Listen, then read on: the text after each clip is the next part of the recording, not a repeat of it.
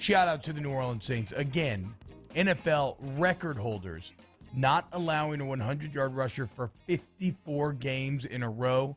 That is a streak that takes years to accumulate. There are quite literally hundreds of different hands in that pot, right? Hundreds of different players that rolled in and out of that building that helped to make that a reality. Shout out Dennis Allen. Shout out Sean Payton, the front office, Cam Jordan, Demario Davis. I mean, just every single man, top to bottom, that made that record a reality. It's an incredible accomplishment and one that anybody's going to be hard-pressed to break for many, many, many, many years. Now, let's go ahead and get into the Taysom Hill situation because I'm not worried about Taysom Hill, and I'm really not buying into all the hand-wringing over Taysom Hill, okay? The goal is to win the game, especially because your eventual fate does not lie with Taysom Hill. Yeah, if Taysom Hill's your quarterback going to the playoffs, you got problems. But like anybody understands that. Of course you have problems because you're replacing a Hall of Fame quarterback who's the all-time leader in yards and touchdowns with a guy who is going into, his third start ever next week? So, yeah, if Drew Brees never comes back this season, then absolutely you have problems no matter what. Neither Taysom Hill nor Jameis Winston is going to solve those problems. So all you need to worry about with Taysom Hill during this interim period is winning the game. And both Payton and Hill were painfully clear about this in the postgame. Taysom Hill's talking about when they learned the hint news the day before the game that they significantly altered the game plan. They went hyper-conservative when that QB news broke. And it to me, logically, it makes a lot of sense what Sean Payton did. And also, Sean Payton echoed this sentiment in the postgame, saying that, look, we knew that we had major advantages here, and the goal, ultimately, is just to win. It doesn't have to be aesthetically pleasing. It doesn't have to be rhythmic. You don't have to enjoy it. You just have to win. And that's something that this Saints team has done all year long. And a lot of it is because of Sean Payton, right? Even when the offense was stilting in the beginning of the year without Mike Thomas, even when the defense was allowing all of these big plays, they still found ways to win the game. This is a very good Saints team, top to bottom, right? We always talk about that. This roster is so complete. The front office has done an incredible job of building this team. Well, because of that, the Saints acknowledging the reality of a situation where you have a practice squad wide receiver who just got re-signed to the practice squad on November 4th, so hasn't even been around all fall. When you have him elevated to be the starting quarterback, guess what? There's only one way you lose that game, and that's if you shoot yourself in the foot with mistakes. The reality of that situation is if you roll the ball out there, play conservatively, and just trust your vastly superior talent, that you'll see exactly what you saw, a 31-3 win, and Sean Payton understood that. And it's literally exactly what happened. So the boring nature of the Saints offense yesterday, that was by design. And again, I love Hanny, but I saw him tweeting, calling for a real quarterback and to put Jameis Winston to be put in the game.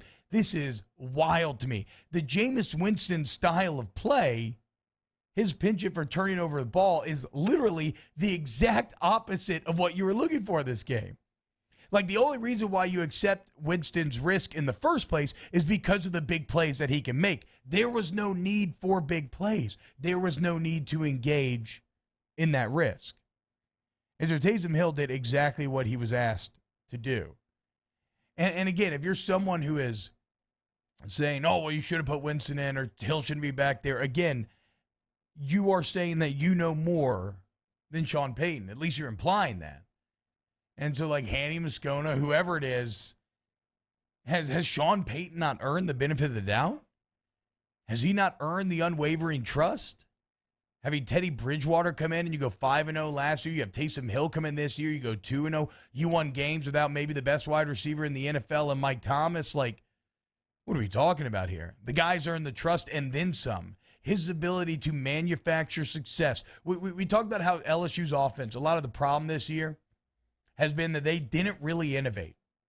They took last year's Joe Burrow's offense and they've just tried to plug everybody into it. And the results kind of speak for themselves, right? Once you lost Miles Brennan at quarterback, it just has not been the same.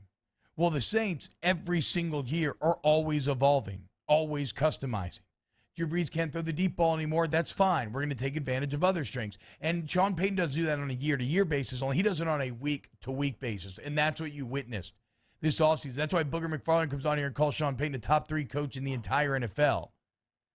So Sean Payton telling you that Taysom Hill is the best path to victory, you really feel comfortable sitting there saying Jameis Winston is? And again, Hill is not ultimately where your fate lies. He is the stopgap. He just has to win and maintain the 1 seed while Brees is out. And so if you're trying to use this Denver game as some referendum as to whether or not Hill is the future quarterback of the Saints, it's foolish on multiple counts. First off, I think that question will only be answered in time with a full offseason under its belt, right, as they continue to evaluate. And you'll see what the Saints do in the draft and how they look to challenge Hill at that position next year. And that's when we'll learn more about whether or not they really think he is the quarterback of the future. But the point is, yesterday's game wasn't about the future. It's about the here and now. Not trying to impress you. Sean Payton's just trying to win, okay? And that's exactly what the Saints did. And now they're 9-2, only team with that record in the NFC. The Rams fall yesterday, which is fantastic. The Seahawks are kind of interesting, sitting there at 7-3. Let's see what they do tonight in terms of the 1 seed race. The Buccaneers have completely fallen off the pace as they lose to another above 500 team. They're now 1-3 in the last 4 games. And really, the Packers at 8-3 feel like the biggest competition to your 1 seed. Now, you're in sole possession, but they are nipping at your heels a bit, which means all you have to do is win the game. So that's what the Saints did. Credit to Payton, credit to Hill. Credit to that defense especially, and credit them for getting it done. Again, though, that Hinton thing was just fascinating, man. I mean, it's so hard to play quarterback in the NFL. I felt so poorly for that cat and having to go out there and try to make that happen. It was he was just completely overmatched the entire night. Hey, I hope you enjoyed that video. If you did, go ahead and like and subscribe below. You want more great Saints content? We got it all here on Off the Bench Overtime. Check out these other videos, share with your friends, and let's grow the Who Dat Nation together. Who Dat?